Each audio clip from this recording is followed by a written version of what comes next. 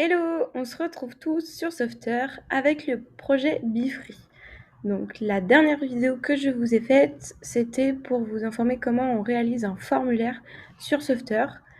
Un formulaire, donc du coup des données qui sont envoyées dans Airtable. Et maintenant, ce que je vous propose de voir dans cette vidéo, c'est comment est-ce que ces données sur Airtable qu'on récupère à travers le formulaire, on peut en réaliser un catalogue dynamique, donc une liste. Donc pour ce faire, j'ai créé une page qui s'appelle liste des nids parce que du coup, moi, ce que je vais mettre en forme dans ma liste, dans mon catalogue, c'est les nids. Et donc là, je vais aller chercher dans les blocs dynamiques list et je vais choisir le visuel qui m'intéresse. Donc moi, j'ai décidé de prendre le visuel C. Donc, je vais avoir une trame de catalogue qui va s'organiser ainsi. Donc, je vais avoir la possibilité d'avoir une barre de recherche. Et ici, j'ai envie de mettre des champs, des tags pour rechercher les nids. Donc, on va voir par la suite ce que je vais pouvoir mettre. Mais en tout cas, c'est une trame qui me plaît bien. Avec le bouton là, j'imagine parfaitement voir le nid pour aller voir les détails du nid. C'est ce qu'on verra juste à la suite de la mise en place de la liste. On verra aussi comment mettre en place la liste detail. Donc, je vais aller sélectionner dans Airtable la base dans laquelle je veux que Software aille chercher les informations. Donc, moi, c'était la base NI BeFree Software. Dans l'onglet NI, Défaut View. Donc, je n'ai pas de vue par défaut. Ce qu'il y aurait été possible de faire, ce que je ferai par la suite dans des prochaines vidéos, c'est donner la possibilité aux particuliers qui ont identifié un nid via le formulaire de retrouver dans un espace ici mes nids que j'ai localisés moi. Donc donner la possibilité à cet utilisateur-là de modifier l'information, donc modifier sur Software et donc modifier directement finalement l'information dans Airtable en décochant ou cochant une case qui serait les nids qui n'ont pas été traités. C'est-à-dire qu'une fois que le nid a été détruit, il faudra bien que mon nid disparaisse du catalogue. Donc je donnerai la possibilité aux particuliers d'identifier que ce nid a été détruit par la suite directement sur Software, donc il n'apparaîtra plus là. Donc la démarche à suivre sera dans la vidéo d'identifier une grille, une vue qui sera un filtre dans un champ, un filtre dans une vue. Donc je créerai une nouvelle grille avec le filtre OK, la case doit forcément ne pas être cochée, donc ne pas détruit pour que ça apparaisse dans Software de mon catalogue. Bon, ce sera l'objet d'une autre vidéo, désolée si je vous ai embrouillé pour le moment. En tout cas, moi pour le moment, je ne choisis pas de vue spécifique. Ce que je veux faire maintenant, c'est mettre en avant les nids qui ont été récemment créés dans ce catalogue-là. Donc je vais mettre en avant les derniers qui ont été localisés sur la plateforme BeFree. Pour ce faire, il va falloir que je fasse sort by, donc c'est-à-dire trier par. Et donc là, j'aurais pu par exemple mettre de A à Z en fonction de l'adresse. Je n'ai pas créé de champ date, donc je retourne dans mon Airtable et là, je vais créer une colonne pour indiquer le moment où le nid a été référencé dans la plateforme. Donc en fait, le created time va nous dire quand est-ce que cette ligne-là a été créée. Donc, je vais demander alors à Software de les trier dans le dernier ordre d'apparition. Donc finalement, je veux celui-là en premier et celui-là en dernier. Pourquoi? Parce que j'ai plus de chances que ce nid-là, le premier qui a été référencé, soit déjà détruit. Donc je retourne dans Software. Je mets à jour Airtable parce que je viens de créer ce champ-là. Et donc, lorsque j'ai identifié ma base, la colonne n'était pas encore créée. Donc, la Software ne pouvait pas savoir que j'avais modifié forcément. Là, je mets à jour juste tout. Et là, je vais aller chercher mon filtre sort by et je vais le dire par date de création. Donc, c'est created. Je fais de Z à A parce que de A à Z, ça fait du premier au dernier. Alors que là, je veux le dernier créé au premier. Hop. Et 3. Donc là, c'est le nombre d'items que je vois par page. Et là, je vais proposer plutôt 9. 9, si c'est possible. Merci. Hop. J'aurais pu mettre des conditions, des filtres. Notamment, j'aurais pu dire, ok, ceux qui sont, je sais pas, dans telle ville doivent apparaître. Or là, j'ai pas envie de faire un catalogue avec des filtres, donc je passe. Ici, nous arrivons dans la possibilité aussi de créer des filtres, non pas sur la vue de ce qu'on va voir, mais des filtres de recherche. Donc pour que l'utilisateur puisse trouver ce qu'il cherche vraiment très précisément. Donc là, on aurait pu mettre des filtres, par exemple, par catégorie. Donc si j'avais mis une colonne avec des catégories, si c'était des frelons, des abeilles et des guêpes renseignés lors du formulaire, j'aurais pu dire, ok, là, on va aller dire abeille, guêpe, frelon. Et en fait, quand j'aurais cliqué ici sur abeille, il m'aurait sorti tout, Sauveteur m'aurait sorti tous les nids d'abeilles qui ont été référencés sur la plateforme. Or, pour le moment, moi, j'ai pas de catégorie, donc il n'y a pas de lieu de remplir ces informations-là pour moi. Cependant, petit nota bene, faites attention, je l'ai déjà dit dans une précédente vidéo, mais il ne faut pas mettre d'espace ici, car sinon Sauveteur va pas aller récupérer l'information dans Airtable. Donc faites attention à ce que vous mettez. Identifiez bien ce qui est marqué dans Airtable pour ne pas mettre d'espace s'il n'y en a pas sur Airtable, pour que Sauveteur puisse faire bien le lien entre les informations que vous lui demandez et celles qui sont disponibles dans Airtable. En tout cas, pour ma part, je supprime cette partie-là. Et en fait, finalement, je veux juste une barre de recherche assez classique. Donc là, barre de recherche, donc rechercher un nid. Donc je vais donner la possibilité à l'utilisateur de rechercher par ville, par adresse, par nom. Donc là, c'est l'adresse, donc soit la ville, l'adresse, la localité du coup du nid, soit le nom de l'utilisateur qui a posté le nid.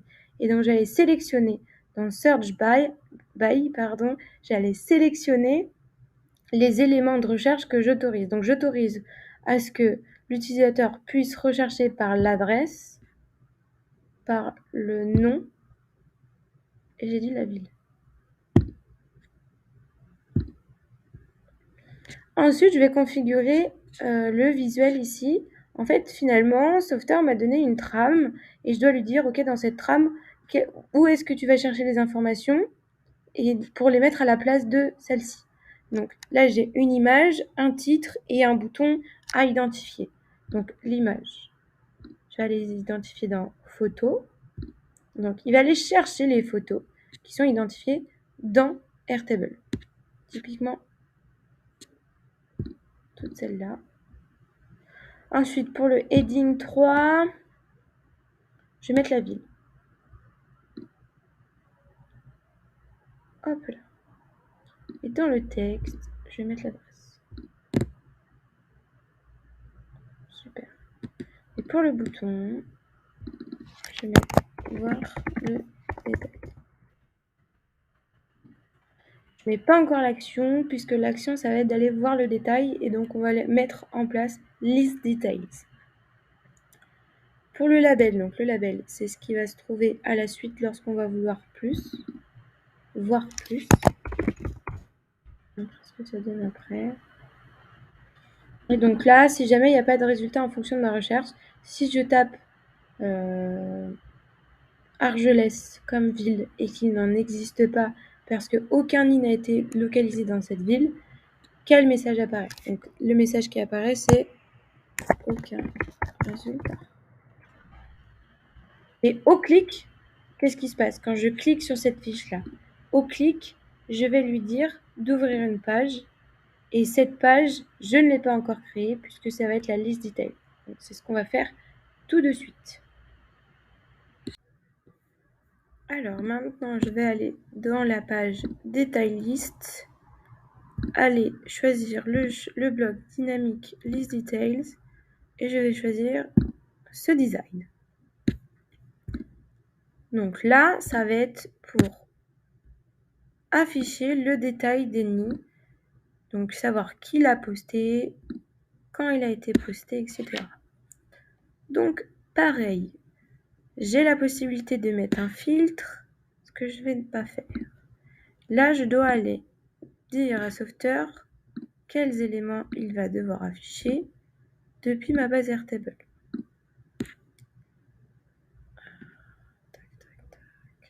J'ai envie en titre de mettre le nom et le prénom de la personne qui a posté le nid. J'ai envie de mettre la ville. En tag, j'aurais pu mettre, si j'avais des éléments style les abeilles, les guêpes, etc., un tag, mais là, pour le coup, je sais pas si j'ai un intérêt. J'aime bien le design, notamment je pense que le téléphone, il pourrait bien s'inscrire dedans pour indiquer l'information primordiale aux professionnels de la désacétalisation qui souhaitent intervenir sur le Rich Text. On va mettre le commentaire laissé par l'utilisateur.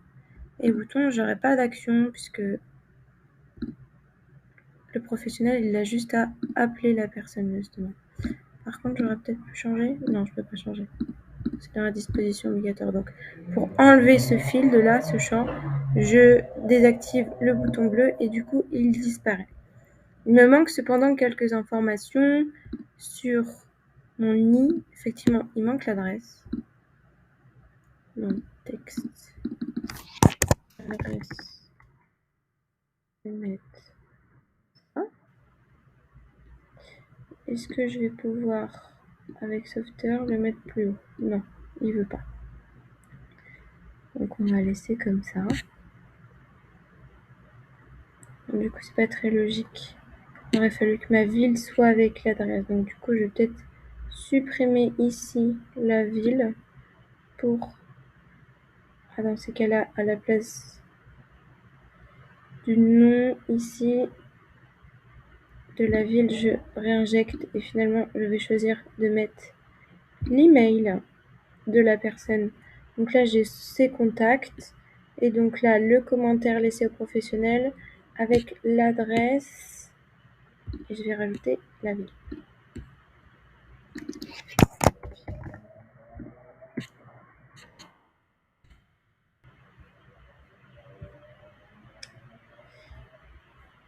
Alors, Software me fait le coup de temps en temps, il ne veut pas descendre tout en bas. Du coup, je suis bloquée. Donc, on va filouter, je vais le remettre au-dessus. Comme ça, là, je peux bien descendre correctement. Donc là, j'ai le commentaire, je pense qu'il est quand même...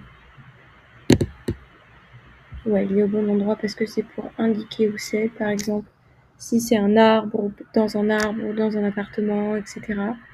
Ville, adresse. Le design, je peux le modifier.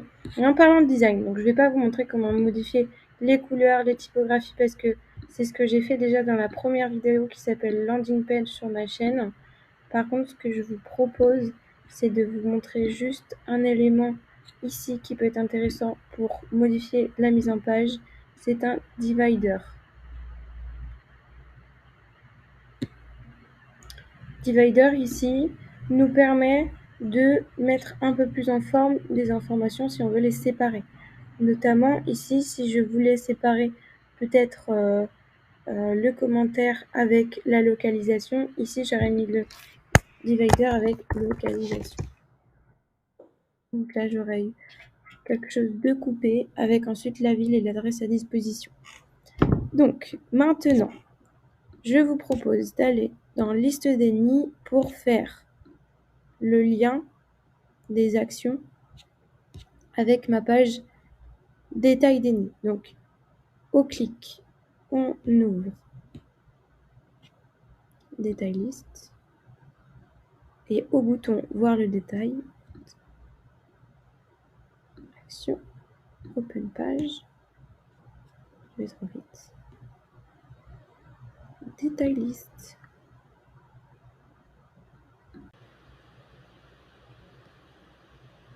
Ce que je vous propose maintenant, c'est du coup de voir les modifications, ce que ça donne. Donc, ce que j'ai fait, c'est que j'ai mis l'action dans mon header depuis la home, puisque je ne peux modifier le header que dans la home. J'ai inscrit l'action d'aller dans liste des nids lorsque je clique ici. Donc, je tombe sur la liste de mes nids. Donc, je peux voir tous les nids là. D'ailleurs, j'ai pas le voir plus qui apparaît. Du coup, il faudra que je regarde ça. Je peux voir un nid à Paris. Si je tape Paris, je tombe sur celui, l'unique qui a été référencé à Paris. Je fais voir le détail. Lorsque je clique sur voir le détail, je vois justement qu'il a posté son numéro de téléphone ou son adresse mail pour pouvoir le contacter et les détails justement qui sont fournis par Airtable. Donc voilà pour cette vidéo, comment mettre en place un catalogue, donc une liste et le détail de cette liste détail. Donc la suite, ça va être surtout de voir comment est-ce qu'on peut mettre un bloc ici de commentaires pour laisser la possibilité à tous les utilisateurs de mettre un commentaire pour savoir si effectivement on a vu ce nid par exemple ou est-ce qu'on a vu quelqu'un détruire, etc. Merci à tous.